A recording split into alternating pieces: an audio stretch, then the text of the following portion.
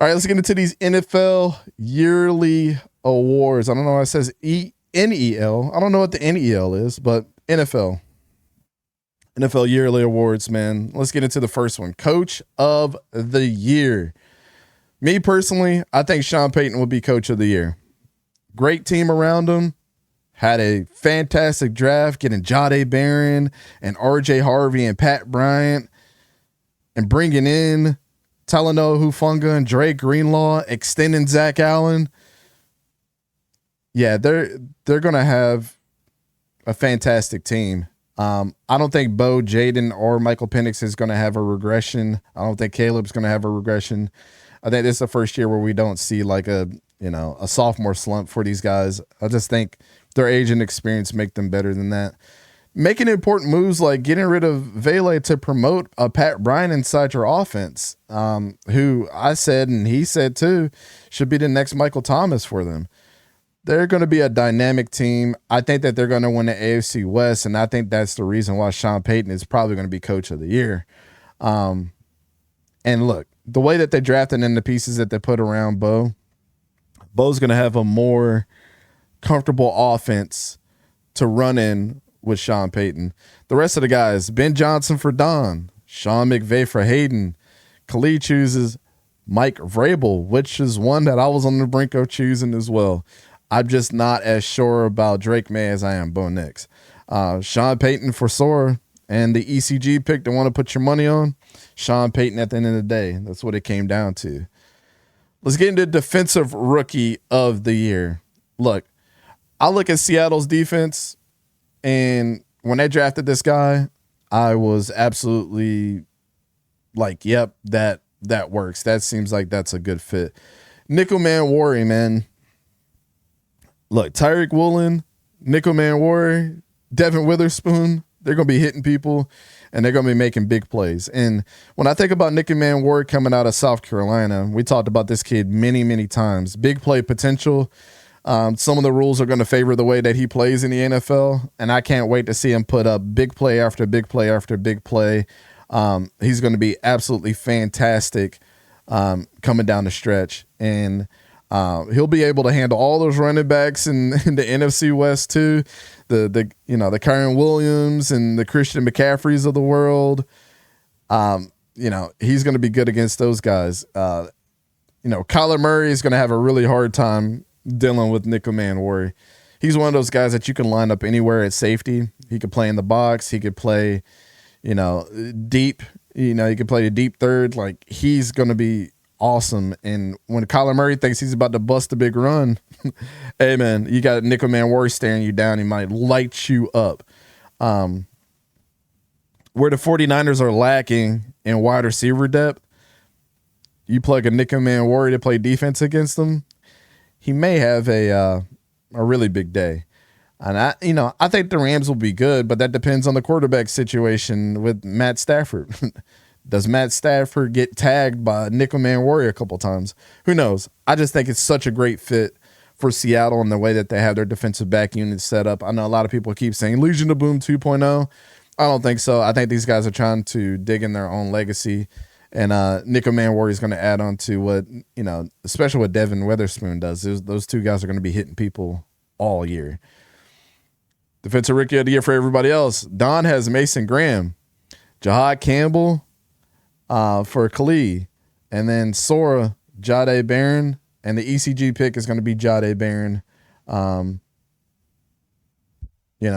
That he's going to be the guy that the whole group as a whole, when we came down to it, had picked, 𝗎𝙬𝗓𝗓 to probably be the Defensive Rookie of the Year. Offensive Rookie of the Year. I may be biased when I say this. Actually, I'm not. I'm really, really high on the Panthers, man, and the way that they've built their offense. And even getting rid of Adam Thielen is opening the door directly for Tetairoa McMillan to come in and just be the guy that Xavier Legette should have been for them last year. But I don't see that there's any possible way that Tetairoa McMillan doesn't be good for the Panthers. Look, Bryce Young, because he's so small, automatically throws an overarching throw When he does have some, guys like Adam Thielen and the rest of those boys that are not as tall, 𝗕𝘂𝘀𝗶𝗲𝗀 is going to come in there and be kind of the mesh between an overthrown or, a tall pass to being just right and for 𝗕𝘂𝘀𝘶's grasp. Look, he had a phenomenal camp. They played Jaguars week 1. And just like he had a big opening day last year in college, I think what you're going to see is the same. I think 𝗕𝘂𝘀𝘶 comes out of week 1 as the best receiver in the NFL statistics-wise. 190 yards, 3 touchdowns. Bryce Young looks like an absolute demon. That's just my prediction. And, if you watch him in the preseason, you're like, man, he's just faster, bigger, can run routes. A lot of people had this criticism that he can't get separation, which is not only not true, but didn't do it a ton. But the one thing that he is good at is people want to say 50-50 balls. He's not a 50-50 ball kind of guy either because he never was put in a position to do that a ton. He's one of those guys that contested catches, doesn't matter. Contested catch or not, it's still a catch, right? Regardless if he gets separation or not. First downs are still first downs. Big plays are still big plays, regardless of who's covering you, right? Give me 𝗕𝘂𝘀𝘶 as Offensive Rookie of the Year. Don picks TreVeyon Henderson. I think that's a really good pick. Matthew Golden for Hayden and 𝗕𝘂𝘀𝘀. They're both high on him. One is biased because he's a Green Bay fan. Sora chooses Cam Ward. And as a unit, Matthew Golden, we think, will be Rookie of the Year when it comes to grabbing the median of what everybody thinks about. T-Bass is in the chat. He says, reading message boards of Vikings fans are already trying to convince yourself that the Parson trade isn't that big of a deal. Yeah, that's crazy. Yeah, that's crazy. Receivers don't get Rookie of the Year a lot. He has to have huge stats. He will. Just think about it, man. Like, this draft has big play potential for a lot of different players, but the ones that can win Rookie of the Year, 𝗕𝘂𝘀𝘀, Amarion Hampton, RJ Harvey, Cam Ward, right? Those are like the main 4 that you really think about. But let's look at the scheme. Let's look at all that stuff too. And I think 𝗕𝘂𝘀𝘀 fits in. And Dave Canales is a ex-wide receiver coach. Never forget that. He's going to unlock 𝗕𝘂𝘀𝘀. I'm just very high on Tet. I think he's definitely going to be the number 1 target out there. While everybody else is lacking, he'll step up to the plate. Defensive Rookie of the Year. Defensive Player of the Year. I have Jessie Bates from the Falcons, man. I'm very high on the Falcons this year. I think they're going to go really, really far. Got to watch him in Atlanta a couple weeks ago do some work. Look, Jessie Bates proved me wrong last year. He had a great year last year. Got to pair up with his boy Justin Simmons. And again, they were just a couple pieces away from being really good on that defense. Look, Braylon Trice got hurt early on. Didn't even get to step on the field during the regular season. Not only do you bring him back, you drafted James Pierce and Jalen Walker. You're talking about guys that are going to put pressure on any offense they go against. Doesn't matter where Jessie Bates is and where he's going to line up. You put pressure on him and he's in the right spot, he's probably going to get an interception here or there, right? And I think he's going to get a ton of them. Just like I feel about Nickelman, where you're going to be able to make big plays. I think Jessie Bates has proved that he's a top safety in this league and kind of had a resurgence from where he was right before he got to the Falcons. Like, he had a couple down years and gets to the Falcons and right back up to the top he goes. I think with the little help of Xavier Watts too, coming over and getting drafted from Notre Dame was fantastic. If you're going to get rid of a Justin Simmons, you got to bring in his replacement. Xavier Watts might be Kyle Hamilton on the Falcons next to Jessie Bates, which is absolutely scary. Billy Bowman, he was a safety, played a lot of nickel. Looks like he's listed at nickelback. He should eat a little bit, but get him to lock up guys in the middle of the field is going to leave Jessie Bates to fly around and do all kinds of stuff. He's going to get a ton of tackles. He's going to get a ton of interceptions. I think Jessie Bates is the Defensive Player of the Year, with just how everything is lined up. I'm not done with the Falcons talk, by the way, but Everybody else, Don thinks Aiden Hutchinson is coming back off that injury is going to be Defensive Player of the Year. Hayden and Khalid choosing TJ Watt at his elder age. Source says Fred Warner. And so TJ Watt was the median. TJ Watt is the guy that you should put your money on based off of where we had it, him in our rankings. We have 4 players, and that's where, most of the voting came out for TJ Watt. So there it is. Got 2 more, man. Offensive Player of the Year. My Offensive Player of the Year. I told you the Falcons talk is not done, right? Probably thinking Drake May. Probably thinking Kyle Pitts, maybe. Not as likely. Maybe Michael Penix Jr. Nah, man, I'm going Bijan Robinson. I think Bijan Robinson should be the one that you guys choose in fantasy. And all your fantasy drafts is number 1. If you got that pick, or if he's the best player available, you should pick him up. I think he's the next LaDainian Tomlinson type running back that this league is going to see. Bijan from here on out for probably the next 4 to 5 years is going to be a 17 to 2,000 yard combined back. 1,400 yards on the ground last year, 400 in the air, 17 combined touchdowns.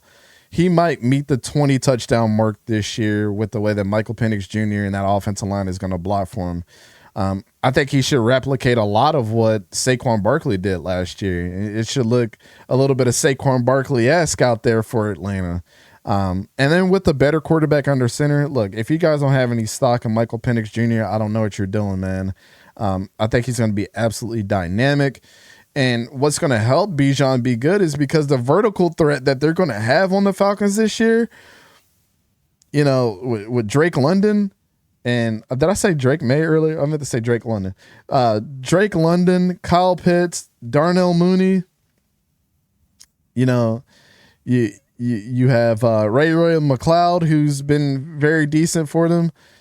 They should eat up pretty much all the downfield replication of 15-yard, completions, while they're trying to cover all of that on defenses.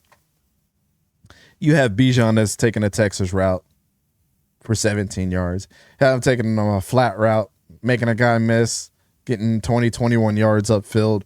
People tend to forget how good Bijan Robinson is at catching the ball. Bijan Robinson could be a wide receiver in his next life if he really wanted to. Just go watch it. It's one of the things that I was high on Bijan Robinson for was his catching ability. But one thing that I was critical of is his utilization of the full field, especially when he was running the rock. Look, I said that he was deficient on the left side of the field. You go back, next gen stats even said the same thing. Go look at some of those charts. Towards the end of the season, he started to get it. But the one thing I like about Bijan is he's starting in the running game to utilize the whole field effectively in his runs. You're seeing the 20-yard runs on the left, right, and up the middle.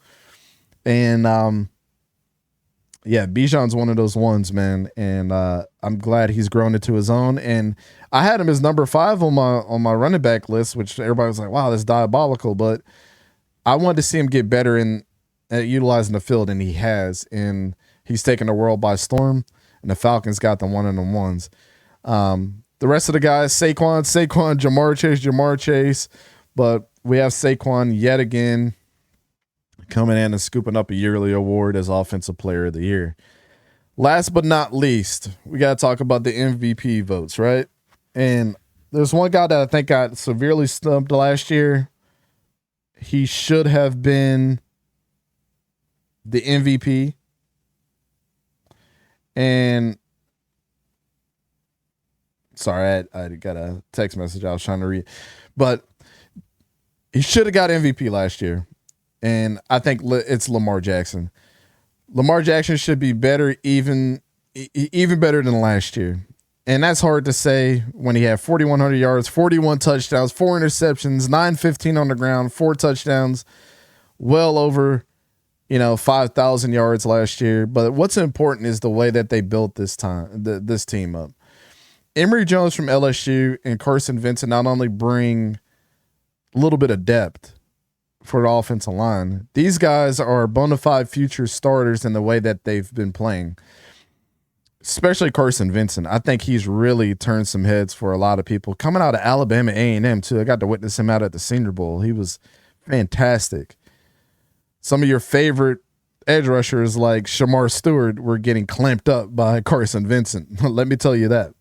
LaJohntay Wester can be a better version of Hollywood Brown if he's given the chance. Look, I know a lot of people like the receivers that they have there, Rashad Bateman and those guys, but I'm not a big fan. And I think LaJohntay, from not only special team acclimate, can really step in that offense and make a big leap for them and give them just stretch the field like he did at Colorado, man. Keaton Mitchell can bring another flex in at running back that they haven't seen. As you see, they got, Justice Hill and most importantly, Derrick Henry running the rock for them.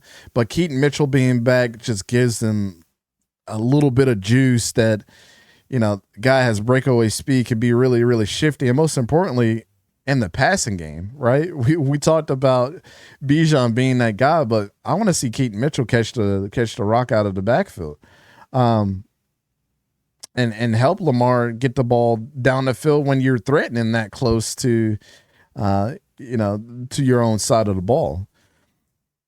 Any good running mate to an offense to be productive and to get a lot of yards is your defense. Their defense added Malachi Starks. They added Mike Green. They added Aeneas Peebles, one of our favorite D tackles. If you haven't seen him play, go watch him play at Virginia Tech and Texas A&M previous to that. Jay Higgins out of Iowa made the roster, which was diabolical. He should have been on somebody's roster. But Jair Alexander kind of brings a little bit of juice because that's his ex-teammate in Lamar Jackson. So Jair and Lamar get to play together. I'm sure that was like a bucket list type of thing. If they could, then they would. And I don't think it was a no-brainer on why Jair Alexander wanted to end up with the Ravens. Mark Andrews should be fully healthy this year with the 1-2 punch with Isaiah Likely, and you guys know how dynamic and deadly that could be. With the defense that's going to be able to get early stops to get their offense back on the field to score points, I don't see how he doesn't have an up in production.